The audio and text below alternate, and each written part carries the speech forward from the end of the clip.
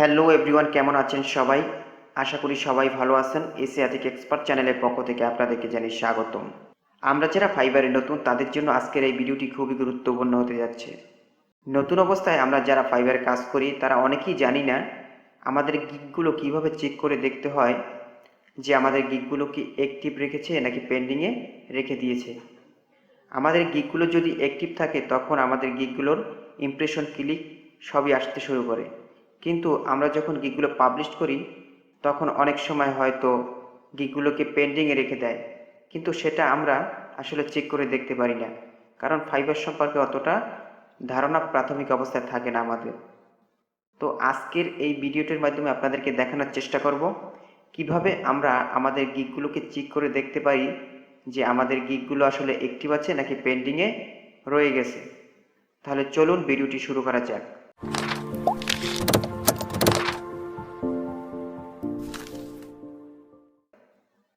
ভিডিওটি শুরু করার আগে একটাই অনুরোধ থাকবে, আমার চ্যানেলটি যারা সাবস্ক্রাইব করেননি দয়া করে সাবস্ক্রাইব করে নিন এবং পাশে থাকা বেল আইকনটি অন করে নিন, যাতে করে সবার আগে নতুন নতুন ভিডিও নোটিফিকেশন পেয়ে যান। আর যারা সাবস্ক্রাইব করেছেন তাদেরকে অসংখ্য ধন্যবাদ।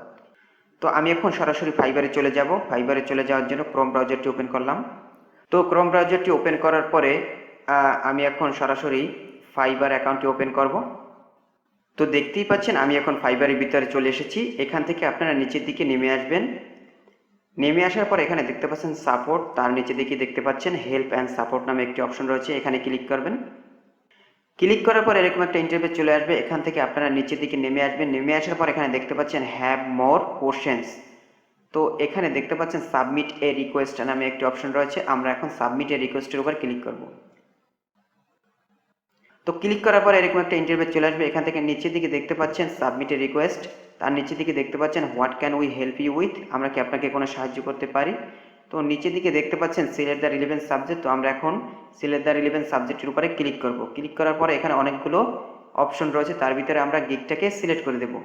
সিলেক্ট করে দেওয়ার পরে নিচের দিকে দেখতে পাচ্ছেন what is the issue with your gig, please select. তো আমরা এখন এখানে সিলেক্ট করে দেব my gig does not appear in search, তো আমরা এটাকে সিলেক্ট করে দিলাম।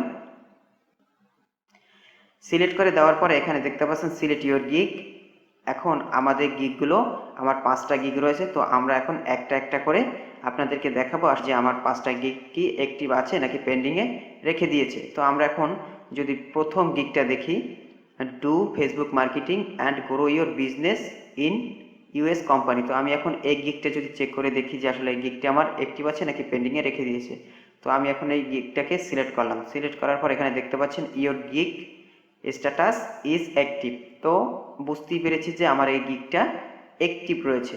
তো এইভাবে আপনারা আপনাদের যে গিগগুলো রয়েছে, যদি আপনারা 7টা গিগ পাবলিশ করেন বা 2টা গিগ পাবলিশ করেন, এইভাবে আপনারা পাবলিশ করার পরে চেক করে দেখবেন যে আসলে গিগটাকে অ্যাক্টিভে রেখেছে নাকি পেন্ডিংয়ে রেখেছে। তো আমি যদি এই দ্বিতীয় নাম্বার গিগটাকে সিলেক্ট করে দেখি, চেক করে দেখতে পাচ্ছেন আমার এই গিগটাও অ্যাক্টিভ রয়েছে। তো আমি যদি তৃতীয় নাম্বার গিগটা দেখি, এটাও অ্যাক্টিভ রয়েছে। আমি যদি নিচেরটা দেখি, এটাও অ্যাক্টিভ রয়েছে। আমি যদি তার নিচেরটাও দেখি, তো এই গিগটাও আমার অ্যাক্টিভ রয়েছে। তো আমার টোটাল 5টা গিগ, আমার 5টা গিগ অ্যাক্টিভ রয়েছে। তো আপনারাও চাইলে এইভাবে চেক করে নিতে পারবেন। আশা করি ভিডিওটি ভালো লেগেছে। ভিডিওটি যদি ভালো লেগে থাকে অবশ্যই লাইক, কমেন্ট, শেয়ার করবেন। আজকের মতো তাহলে আসি, আসসালামু আলাইকুম।